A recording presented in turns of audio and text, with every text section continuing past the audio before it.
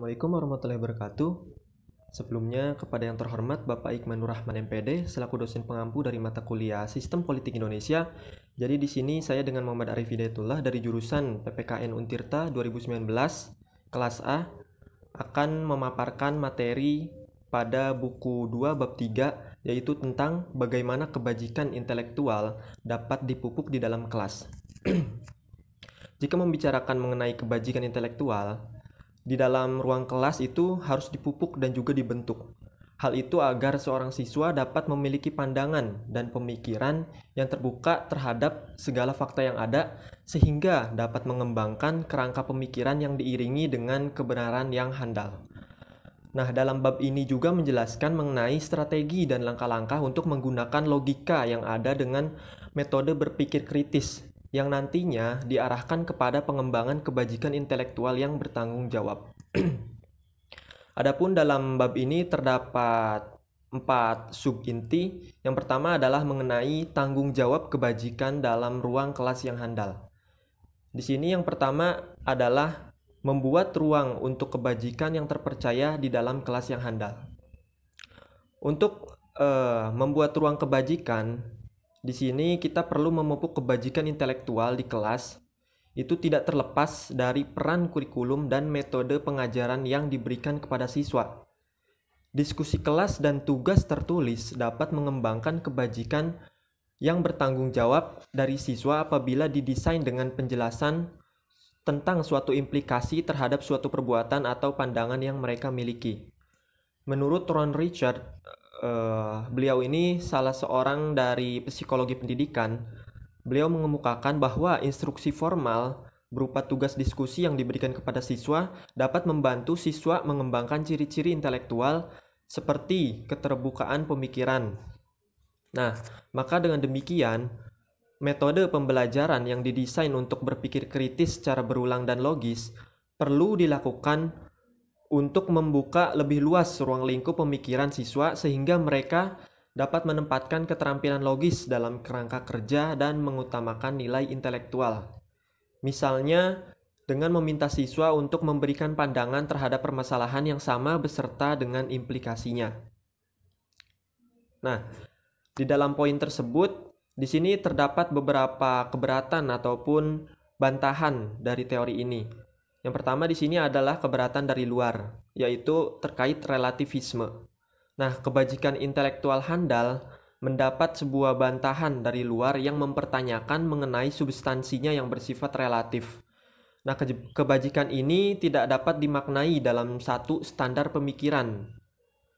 Kebajikan bersifat dinamis, mengikuti perkembangan dan budaya yang ada, serta menyesuaikan kepada problematika yang ada, dan juga tentu berbeda-beda. Nah, hal itu tetap dilakukan dengan pandangan yang objektif terhadap suatu hal. Kemudian di sini terdapat keberatan ataupun bantahan dari dalam, yaitu mengenai inkoherensi.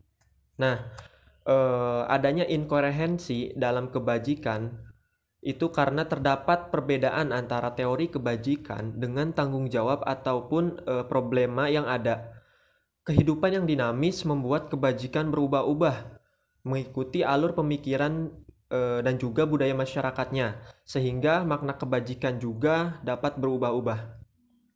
Untuk yang kedua, di sini terdapat poin mengenai metode umum untuk mengembangkan tanggung jawab kebajikan, yaitu instruksi formal, contoh, dan juga melalui latihan.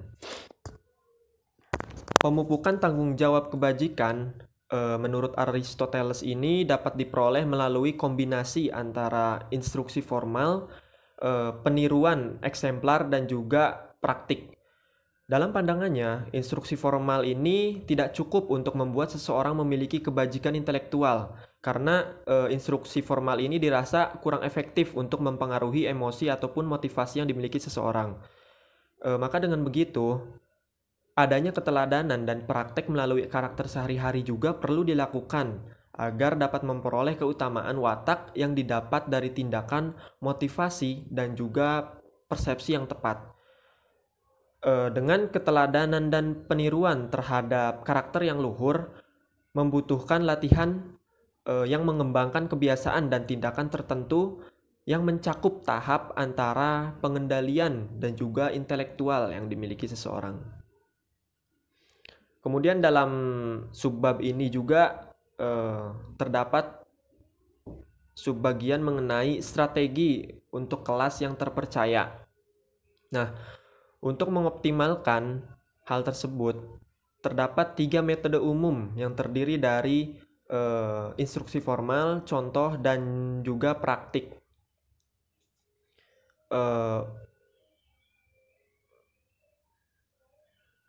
Di sini langkah-langkah ataupun metode tersebut adalah yang pertama dengan menggunakan instruksi formal untuk menjelaskan kebajikan yang bertanggung jawab. Yang kedua adalah gunakan contoh untuk menjelaskan lebih lanjut tanggung jawab kebajikan individu. Yang ketiga adalah memberikan kesempatan untuk mempraktekkan atau menentukan tindakan, emosi, dan juga motivasi. Yang keempat, di sini ada gunakan contoh untuk membantu siswa mengatur emosi yang baik. Kemudian yang kelima, memberikan kesempatan untuk berlatih, melakukan tindakan, emosi, dan juga motivasi yang bajik. Kemudian di sini ada poin subbab mengenai belajar kerendahan hati intelektual.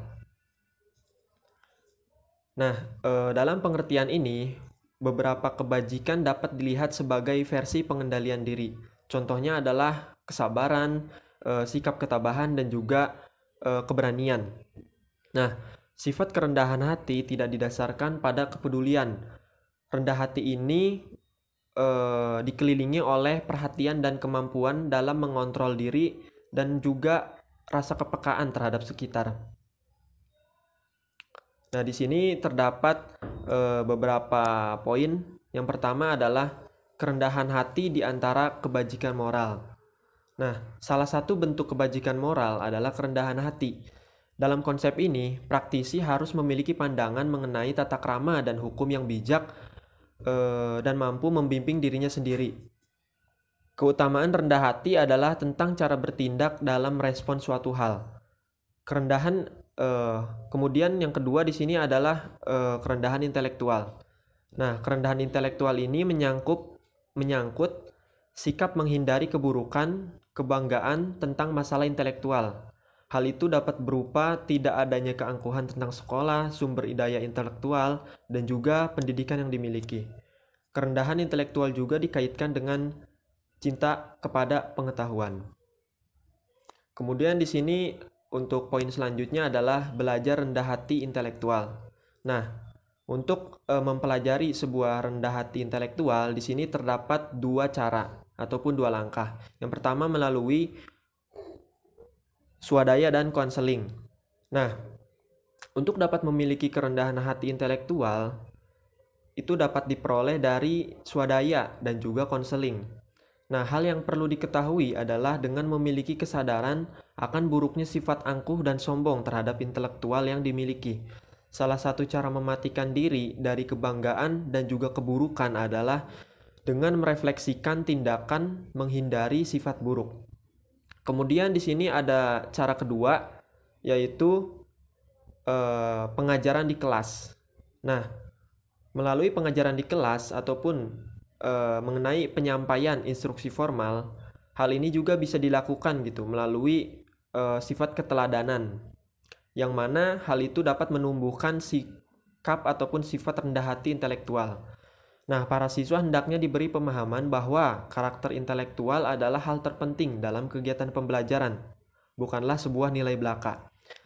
Semua siswa memiliki hak dan perlakuan yang sama, terlepas apakah ia memiliki prestasi ataukah tidak. Maka dari itu, kesederhanaan dan kerendahan hati akan intelektual dan pengetahuan yang dimiliki sangat amat penting diterapkan di dalam kelas. Kemudian di sini terdapat subbab ketiga, yaitu mengenai menuju wacana intelektual yang berbudi luhur, 2 kekeliruan jahat dan kebajikan yang menghambatnya.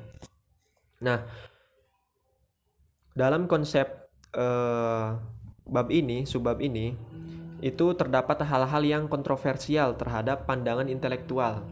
yaitu terdapat dua pola keliru dari pemikiran yang sering menimpa diskusi tentang isu-isu kontroversial. Nah, hal ini juga menyangkut tentang keutamaan intelektual, kehati-hatian, keadilan, dan juga amal terhadap sebuah kekeliruan. Jadi di dalam subbab mengenai wacana intelektual yang berbudi luhur ini, hal itu lebih cenderung menyangkut mengenai suatu atribusi yang dimiliki seseorang dalam memberikan pandangan terhadap sikap orang lain, ataupun yang disebut dengan atribusi. Nah, di sini terdapat dua pola pemikiran yang keliru ataupun falasius, yang bisa disebut falasius. Yang pertama adalah serangan dengan keterlibatan. Pola pemikiran keliru ini disebabkan karena penggunaan pola penalaran yang melibatkan karakterisasi lawan pandangan, sehingga tampak kurang masuk akal daripada yang sebenarnya.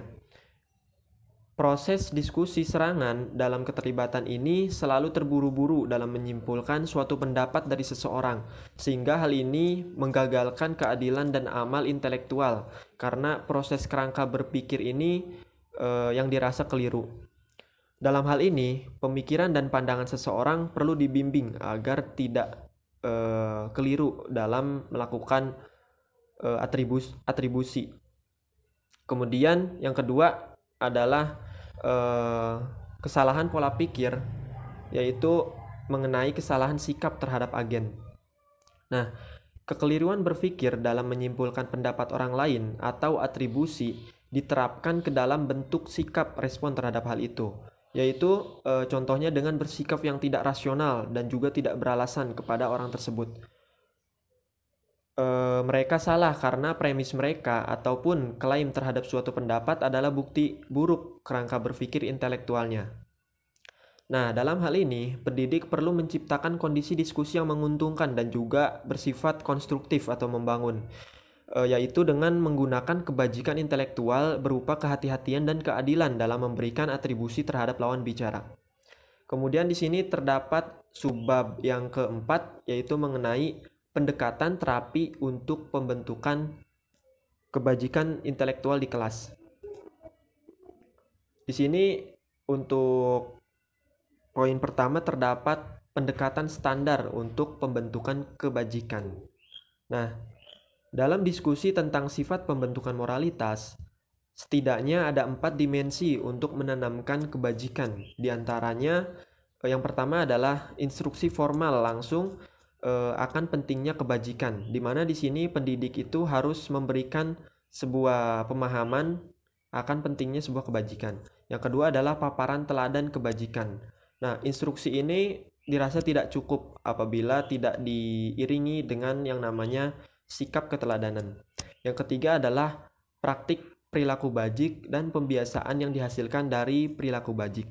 Nah, yang keempat di sini ada menciptakan lingkungan yang membudayakan kebajikan. Nah, dalam hal ini juga terdapat poin selanjutnya, yaitu mengenai ketika bekerja dan juga ketika tidak. Nah, dalam kasus ini, kebajikan itu tidak terbentuk dan juga kejahatan mungkin bersifat lebih kuat daripada kebajikan itu sendiri. Karena hal ini disebabkan kurang efektifnya dampak dari instruksi langsung, paparan teladan, dan juga praktik formatif yang sudah diterapkan sebelumnya. Nah, hal yang perlu dilakukan adalah dengan berusaha membentuk kesiapan psikologis dari pembentukan kebajikan di kelas. Dengan pengalaman relasional dan emosional di kelas, hal itu diharapkan dapat memperbaiki distorsi terhadap suatu kebajikan. Nah, untuk selanjutnya di sini pendekatan terapi selanjutnya adalah melalui terapi intelektual kasus idealisasi. Nah, terapi intelektual ini adalah suatu terapi di mana terapi ini memberikan pengawasan yang hati-hati dan berkelanjutan pada pikiran dan tindakan orang lain untuk memahami internalisasi diri yang menghalangi proses pembentukan kebajikan dengan tujuan mereparasi pengalaman relasional yang akan membantu membentuk kebajikan itu sendiri. Nah, jadi dalam terapi kasus idealisasi ini terapi yang dilakukan lebih kepada pengawasan dan juga pengontrolan terhadap pemikiran yang dimiliki oleh seorang siswa. Kemudian yang keempat di sini ada terapi intelektual mengenai dasar teoritis. Nah, dasar-dasar teoritis itu bersifat penting apabila dilihat dalam perspektif penelitian dan pengembangan psikologi klinis. Seperti halnya kerangka psikoanalisis relasional dan juga teori keterikatan serta ilmu saraf yang mendasari bahwa anak-anak itu membangun representasi dari pola yang dirasakan dan dibangun menjadi kerangka kerja emosional. Terapi yang satu ini lebih bersifat ataupun menyangkut terhadap korelasi antara teori para ahli dengan gejala psikologi intelektual seorang siswa. Kemudian di sini ada poin terakhir, yaitu mengenai terlalu bersifat intrusif gitu dan juga terlalu membutuhkan. Nah, dengan adanya pendekatan terapi, hal ini juga dikhawatirkan akan mengubah kondisi kelas menjadi sesi terapi yang dapat membuat pendekatan tampaknya terlalu mengganggu dan juga menuntut para guru. Nah, salah satu yang dapat terjadi dari penerapan terapi ini adalah dengan terjadinya intervensi yang tidak pantas dalam dunia batin seorang anak, yang akhirnya hal itu menimbulkan luka emosional. Interaksi dan pendekatan emosional sangat penting untuk dilakukan, tetapi dalam penerapannya terdapat beberapa batasan agar terhindarnya intervensi yang berlebihan kepada anak tersebut. Nah, kemudian di sini terdapat beberapa poin yang dapat disimpulkan adalah dari bahasan di atas terdapat beberapa cara dan strategi dalam membentuk dan memupuk kebajikan intelektual di kelas, yaitu dengan menanamkan rasa tanggung jawab, menggunakan metode pengajaran berbasis karakter kebajikan melalui instruksi formal, contoh dan juga praktek. Nah, kebajikan intelektual juga akan menghasilkan pribadi yang memiliki kerendahan hati intelektual, di mana seseorang akan bersikap sederhana dan tidak berbangga diri terhadap sumber daya intelektual dan riwayat pendidikan yang dimiliki. Kebajikan intelektual juga sangat penting untuk ditanamkan kepada siswa agar siswa tersebut memiliki pemikiran dan juga tindakan yang benar, sehingga dapat terhindar dari pola kerangka berpikir yang keliru. Nah, mungkin untuk kesimpulan yang dapat saya sampaikan, mohon maaf apabila banyak kesalahan. Wassalamualaikum warahmatullahi wabarakatuh.